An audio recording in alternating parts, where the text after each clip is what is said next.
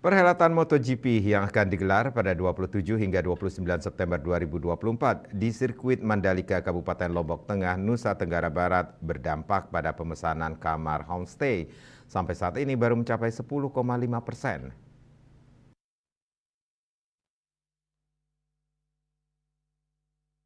Ketua Indonesia Homestay Association IHSA-NTB Aziz Junaidi menyatakan untuk pemesanan kamar homestay baru 10,5%. Hal itu khusus homestay di lingkar kawasan ekonomi khusus KEK Mandalika.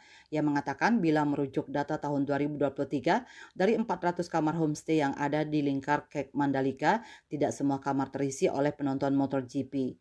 Meski idealnya jumlah kamar tersebut masih kurang, sebab idealnya untuk KEK Mandalika dibutuhkan 800 sampai 1000 kamar homestay. Namun demikian, mengingat pelaksanaan MotoGP baru akan dimulai akhir September mendatang, pihaknya optimis pemesanan kamar bisa lebih banyak menjelang pelaksanaan. Bahkan diperkirakan akhir Agustus atau awal September sudah mulai ramai pemesanan kamar. Untuk tamu yang memesan kamar, sebagian besar merupakan wisatawan atau penonton dalam negeri seperti Jakarta, Sumatera, Sulawesi, dan kota-kota yang ada di Pulau Jawa.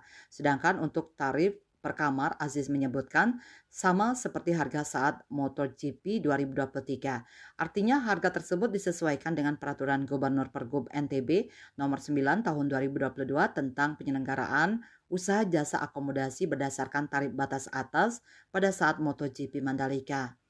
Sementara Kepala Dinas Pariwisata Provinsi NTB, Jamaluddin Maladi mengatakan, pemerintah Provinsi Pemprov NTB telah mengingatkan para pelaku usaha perhotelan homestay di daerah ini untuk mentaati peraturan Gubernur Pergub nomor 9 tahun 2022 tentang penyelenggaraan usaha jasa akomodasi.